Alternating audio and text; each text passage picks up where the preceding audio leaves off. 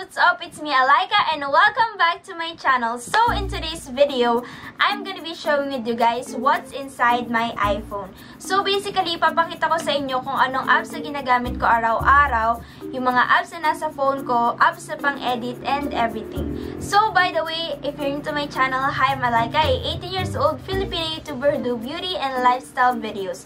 So, if you haven't subscribed to my channel, just click the subscribe button down below and click the bell button beside it to get notified whenever I upload a new video. So without further ado, let's get started. So yung iPhone na meron ako is iPhone 6 and regalo siya sa akin ng mom ko nung nag-17th birthday ako. And yung color niya is color gold. Yan. Yan yung itsura niya, guys. And meron siya dyang pirma dito. Pirma yan ni Bea, my favorite. So, pinapirmahan ko yung likod niya. Then, yung case ko is just this marble case.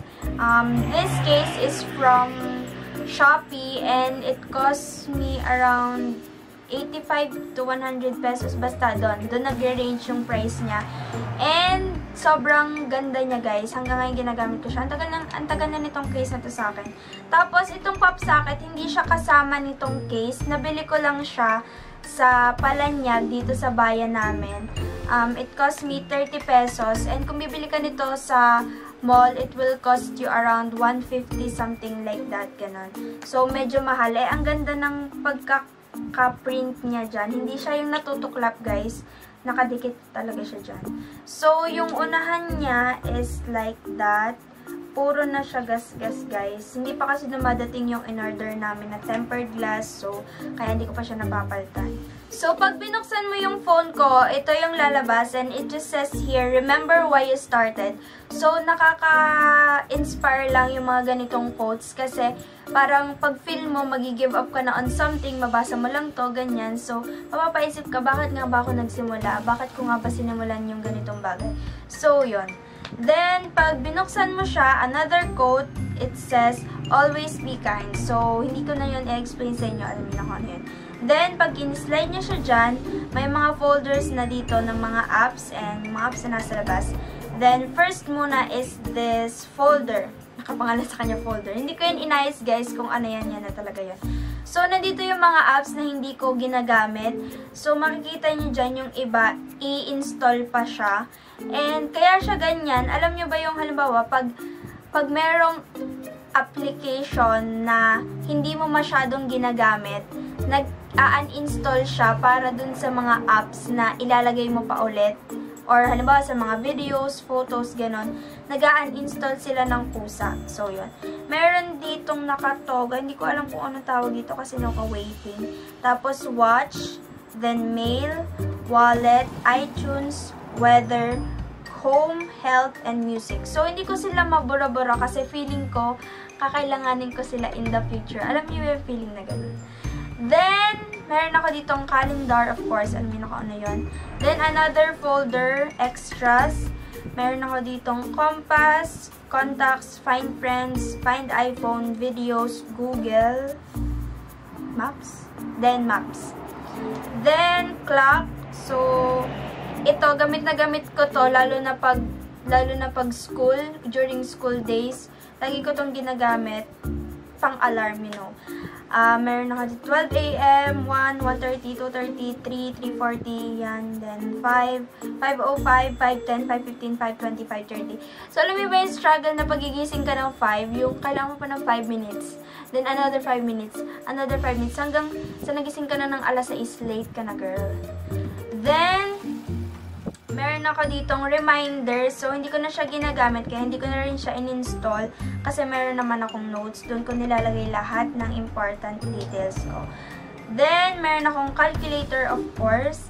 Then, podcast. So, hindi ko alam kung bakit hindi na to naka-install. Pero dati, during my so-called anxiety period, lagi ako nagli-listen sa podcast ng mga talks about inspirational talks, about kay God, ganyan, motivational talks, ganon. Para ma-lift up naman ako ng konti. Kasi, yun nga, pag sobrang down na down ka na and wala kang mapagkwentuhan, ganun. So, yun. Sobrang naging super duper in help yung podcast. And try nyo rin siya, guys, sometimes. Makinig kayo. Ano lang naman siya, mga 40 minutes talk, ganun. So, next is meron akong settings, then photos. Yung photos ko is currently 2,932 photos. So, yan lang naman yun. Wala nang special dyan. Then, of course, camera. Then, FaceTime. So, itong FaceTime, ginagamit ko to ngayon madalas na. Kasi ayoko na nang nag-video call sa Messenger. Kasi, pag kami ni JR yung nag-video call sa Messenger, hindi kayo magkaintindihan. So, sabi ko, mag-FaceTime na lang tayo and much better yung FaceTime kesa video call sa Messenger. Then, next is App Store, of course, dyan tayo nagda-download. And then, files. So, meron ako ditong konting files. Yung ibang files nabura ko na kasi tapos na naman yung school. Meron lang natira. Kitty Girls, Revise, Recreational Activities, Camping. Yun, yung research namin nandito. So, yun lang naman. Then, meron ako ditong productivity, and nandito lang yung Yahoo Mail, Gmail, and Gcash. So, alam nyo naman ako para saan yung mga yon. Then, storage, meron ako ditong Dropbox, Share It, Camera, Connect. Sa Dropbox, hindi ko siya pinaglalagyan ng pictures. More on pag kumukuha ako ng mga presets sa Lightroom. Kasi kailangan sa Dropbox siya ilalagay. So, dun ko lang siya ginagamit. And then, Share It, pag meron kasi akong Samsung, then, pag may ipapasa lang ako Samsung to iPhone, so yun, ginagamit ko siya. And pag may ibang magpapasa sa ibang phone yun, ginagamit ko siya. Then, Camera Connect, ginagamit ko siya sa camera pag magpapasa ako ng pictures and videos through phone. Then, meron ako ditong books, iBooks, Wattpad, Filipino Dictionary. So, sa iBooks, meron akong mga naka-download na books. Hindi ko lang nababasa yung iba pa. So, yan. Nawala na yung talagang cover nila. Yun na lang yung cover. Then, Wattpad, of course, hindi mawawala kasi super love kong magbasa. Hindi na lang ako nakakapagbasa lately kasi sobrang busy and more on movies ako ngayon. Ganun, series. Then, Filipino Dictionary. So, sabi ng teacher namin dati, ng grade 11, kawawa ka daw pag wala kang dictionary sa phone. Kasi, syempre nga naman, mahirap. Kesa magdadala ka ng dictionary, magdadala ba kayo ng dictionary araw-araw? So, mas maganda na meron kang dictionary sa phone and super helpful niya, guys.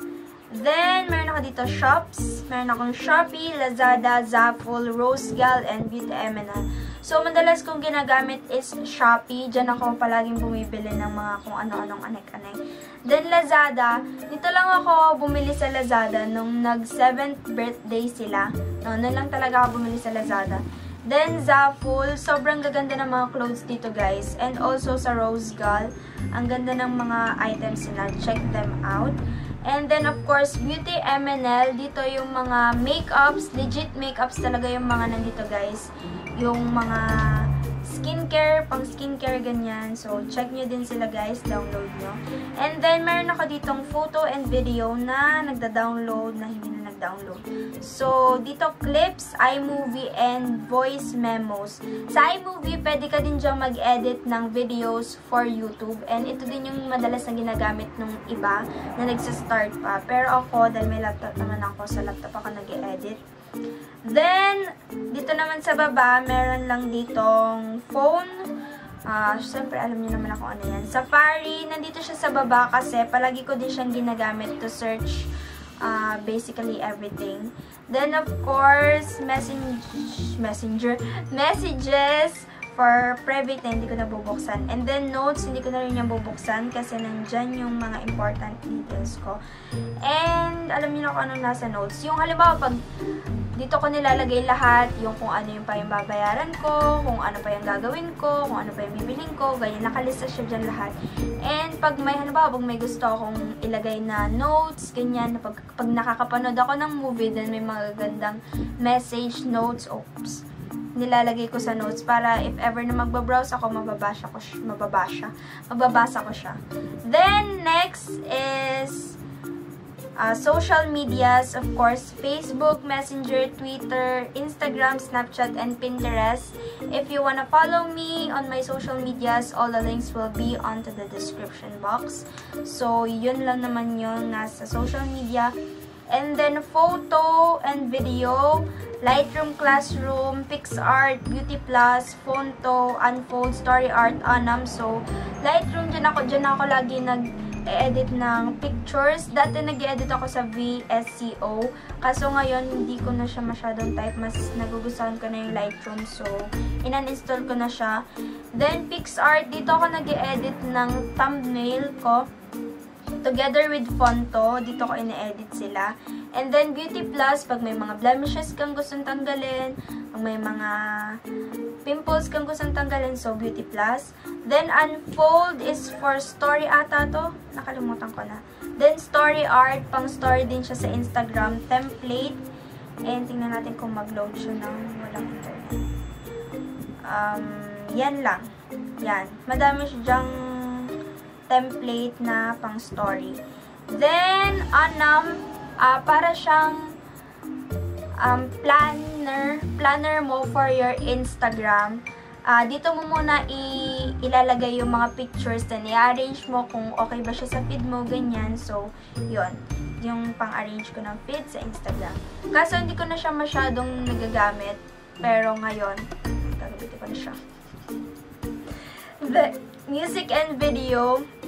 Sa browser, pwede ka dyang mag-download ng video and music. So, ito yung palagi kong ginagamit. Pag halimbawa nagta-travel, dito ako nagmu-music instead of Spotify. Hindi ko lang alam kasi mas nakakapag-download ako ng mga music sa browser kaysa Spotify. Hindi ko masyadong naayos yung Spotify ko. And plano ko ilipat yung mga music ko sa browser sa Spotify. So, wala pa akong time. So, yun. And then, of course, YouTube. And then, Netflix, my current addiction. Dito ako sobrang na-addict ngayon sa Netflix. And yung current na pinapanood ko is Gilmore Girls. Actually, patapos na ako season 6 hanggang season 7 lang yun. And then, of course, I Want TV. So, dinownload ko lang to dahil nung Kadenang Gold. So, Kadenang Ginto. So, Kadenang Gold yung tawag ko eh. Kadenang Gold. Kasi minsan, nakaka-miss out ako nung nasa school pa, nung may school pa, hindi ako nakakapanood. So, yun, dito ako nanonood sa I Want TV. And then, of course, daily Bible verse. So, pag umaga, nakaset yung alarm ko ng 6 ata dito. So, nagno-notif siya sa akin. Then, tinitingnan ko siya. And then, yun, parang nakaka-lift up ng araw mo pag nagbabasa ka ng Bible verse. So, for today's Bible verse is, Teach me your way, Lord, that I may rely on your faithfulness. Give me an undivided heart that may fear your name. So, yun ang quote of the day. And then, yung yung kaisa-isa kong laro is Mobile Legends. So, hindi na ako naglagay ng mga laro kasi hindi ko din naman nagagamit yung iba kasi nga, sobrang busy ko din ngayon. And yan lang yung laro ko ngayon. So, that is it guys for what's in my iPhone. I hope nag-enjoy kayo and you find this video interesting. And if you have any video suggestion, just leave it on the comment section down below. And if you like this video, please give it a big thumbs up. And don't forget to subscribe to this channel down below. And don't forget to click the bell notification para updated kayo sa mga videos ko. And do check out my social media accounts. All the links will be down below. And yeah, that is it guys for this video. I'll see you on my next one. And don't forget, I love you muchly.